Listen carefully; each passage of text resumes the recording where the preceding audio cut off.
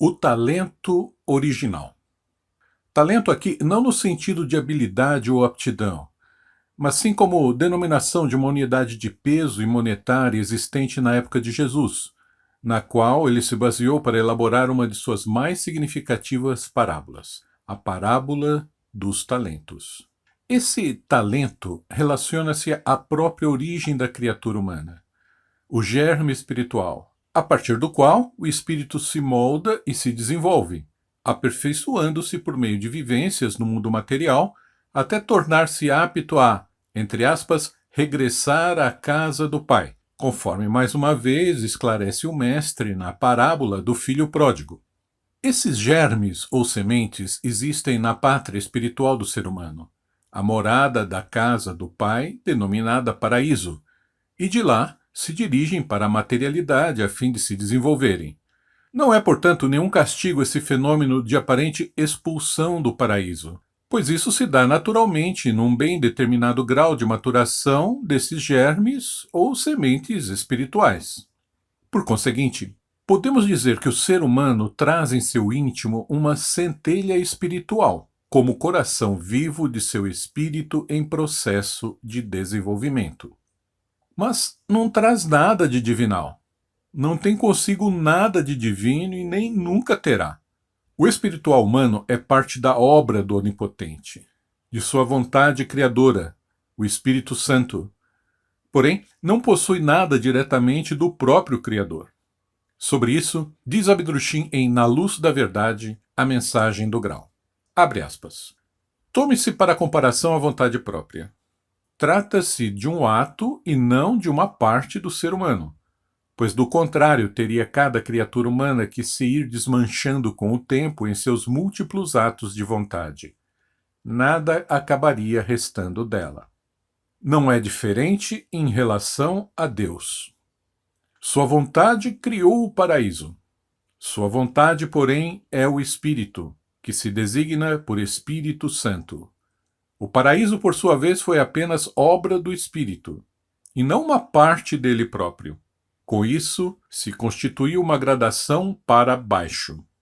O Espírito Santo Criador, isto é, a vontade viva de Deus, não foi absorvido por sua criação. Tampouco lhe cedeu uma parte de si mesmo. Pelo contrário, permaneceu inteiramente fora da criação. Isso a Bíblia esclarece nitidamente com as palavras: o Espírito de Deus pairava sobre as águas. Não o próprio Deus em pessoa. Isto, pois, é muitíssimo diferente.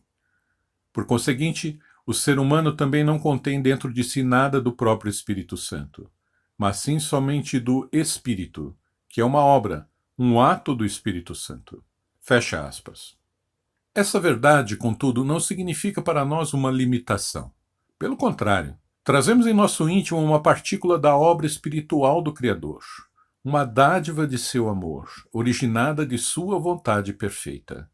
O Espírito Santo não foi absorvido pela criação, mas ela está impregnada da vontade dele, pois surgiu de sua irradiação. Por isso, a obra do Criador tende naturalmente para o desenvolvimento e a perfeição crescentes. Assim, se sintonizarmos nossa vontade mais íntima com essa vontade que nos deu origem, sem obscurecê-la ou restringi-la por direcionamentos errados, atuaremos automaticamente de acordo com as leis que o Espírito Santo inseriu na criação.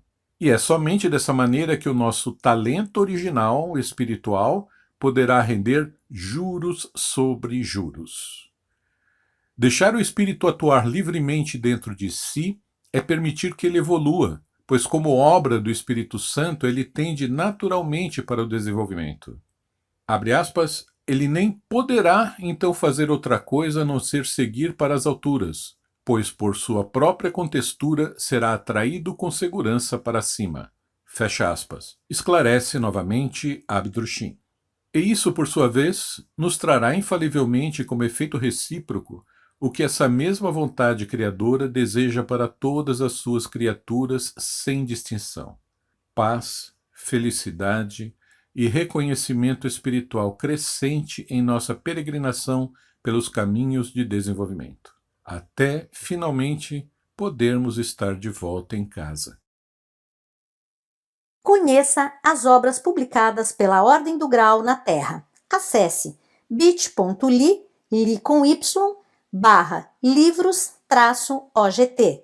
bit.ly, li com y, /livros-ogt.